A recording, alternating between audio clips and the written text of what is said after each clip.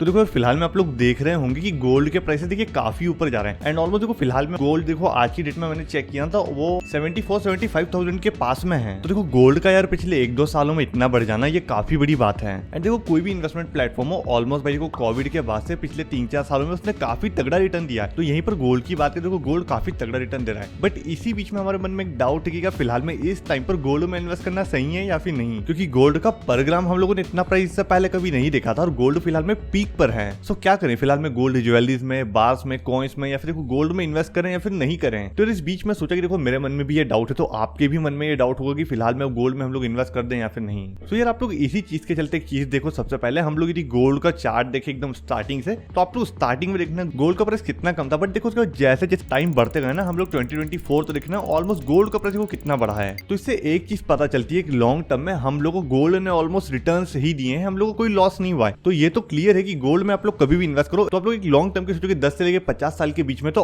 Almost भाई देखो gold आप लोग के लिए प्रॉफिटेबल चीज है और ये सही इन्वेस्टमेंट अपॉर्चुनिटी है। बट वहीं आप लोग 2 साल 3 साल की सोच रहे हो। देखो फिलहाल में आप लोग कहना चाहूंगा जैसे कि गोल्ड ऑलमोस्ट देखो भाई पीक पर है एंड फिलहाल में जैसे कि देखो यहाँ पर वॉर्स चलती रहती है, देखो यहाँ पर पेंडेमिक्स आता रहता है। तो देखो कई पर ऐसे पेंडेमिक्स में देखो वॉर्स में क्या होता है कि ऑलमोस्ट इन्वेस्टमेंट अपॉर्चुनिटीज देखिए नीचे डाउन होती रहती है। तो आपको यहाँ पर एक एडवाइस देना चाहूंगा, आप लोग फिलहाल में क्या करिए, जैसे कि आपके पास कुछ अमाउंट है तो आप लोग थोड़ा अमाउंट गोल्ड में इन्वेस्ट करिए, बाकी पूरा पैसा मत इन्वेस्ट ना करिए, क्योंकि हो सकता है थोड़े बहुत टाइम के बाद देखो कुछ भी हो सकता है, क्योंकि देखो हम लोग फ्यूचर को प्रेडिक्ट नहीं कर सकते हैं। ऑलमोस्ट किसी भी एनी XYZ रीजन से गोल्ड थोड़ा नीचे भी आता है ना, तो आप लोग थोड़ा पैसा और उसमें लगाकर उसको बैलेंस कर सकते हैं। ऐसे आप लोग गोल्ड की बैलेंसिंग करके चलिए, ऐसे आप लोग उसमें इन्वेस्टमेंट करके चलिए। फिलहाल में आप लोग सारा पैसा ना लगाइए, वरना देखो कल को गोल्ड नीचे आता है ना थोड़ा बहुत डाउन तो वो आएगा यार, क्योंकि इतना ऊपर होने से थोड़ा नीचे तो आने की उसकी अपॉर्चुनिटी रहती है। जैसे ऑलमोस्ट आप लोग बताओ 28,000 उसका देखिए हाईएस्ट पीक लगा है, मैंने जब थोड़ी देर पहले चेक किया था ना, तो फिलहाल में 74 के समथिंग है अब यहाँ पर। तो हो सकता है कि देखिए 68 to 70,000 तक आए, तो देन यहाँ पर थोड़ा आप लोग अपनी इन्वेस्टिंग को बैलेंस कर सकते हैं। बट यहाँ पर ये भी हो सकता है कि ये इससे ही ऊपर जैसे नीचे ना आए। तो यहाँ पर आप लोग कहना चाहूंगा आप लोग थोड़ा एवरेजिंग करने के लिए थोड़ा पैसे को इन्वेस्ट करिए, थोड़ा पैसे को बार में इन्वेस्ट करिए, जिससे आप लोग की एवरेजिंग होती रहे। क्योंकि वही देखो मार्केट में भी हम लोग इस चीज को ध्यान रखते हैं कि सारा पैसा हम लोगों को एक बार में इन्वेस्ट नहीं करना है। तो देखो आप लोगों का एक डाउट तो क्लियर हो गया होगा कि फिलहाल में गोल्ड में इन्वेस्ट करें या फिर नहीं करें। तो आप लोग देखो ऑब्वियस सी बात है भाई इन्वेस्ट कर सकते हैं। एंड ये पर इस बीच में आप लोग कहना चाहूंगा, देखो आप लोग सोच रहे कि हमारे पास जो देखो फिजिकल रूप में जो गोल्ड पड़ा रहता है उसको तो देखो ऑलमोस्ट हम लोग को रिटर्न मिलता नहीं, कुछ पैसा मिलता नहीं है। तो देखो आप लोग सॉवरेन गोल्ड बॉन्ड को ट्राई करो, जिसमें सिंपली आप लोग बॉन्ड्स मिले और आप लोग बताओ कि उससे आप लोग देखो भाई पैसा भी मिल जाता है। सिंपली देखो आप लोग उसको बॉन्ड्स को परचेज करो एंड इस देखो जो भी आप लोग का इन्वेस्टमेंट अमाउंट रहता है ना उसमें देखो हम लोग को ऑलमोस्ट 2.5% पर एनम देखिए सिंपली इंटरेस्ट भी मिलता है,